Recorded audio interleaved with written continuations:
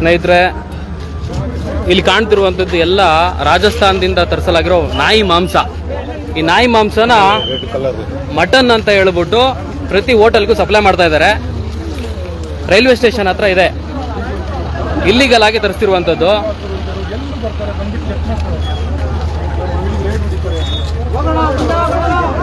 ಕಾಣ್ತಿರ್ಬೋದು ನಿಮ್ಗೆ.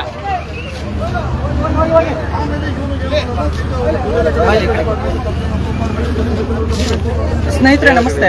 ಇಲ್ಲಿ ಇಲ್ಲಿಗಲ್ ಆಗಿ ಅಬ್ದುಲ್ ರಜಾಕ್ ಇಲ್ಲಿದ್ದಾರೆ ನೋಡಿ. ಅಬ್ದುಲ್ ರಜಾಕ್ರು ಕಾಂಗ್ರೆಸ್ ಸರ್ಕಾರವನ್ನು ಸಂಪೂರ್ಣವಾಗಿ ದುರ್ಬಳಕೆ ಮಾಡಿಕೊಂಡು ರಾಜಸ್ಥಾನದಿಂದ ಕರ್ನಾಟಕಕ್ಕೆ ಇಲ್ಲಿಗಲ್ ಆಗಿ ಮಾಂಸವನ್ನು ತರಿಸ್ತಿದ್ದಾರೆ. ಕರ್ನಾಟಕದಲ್ಲಿ ಮಾಂಸ ಇಲ್ವಾ?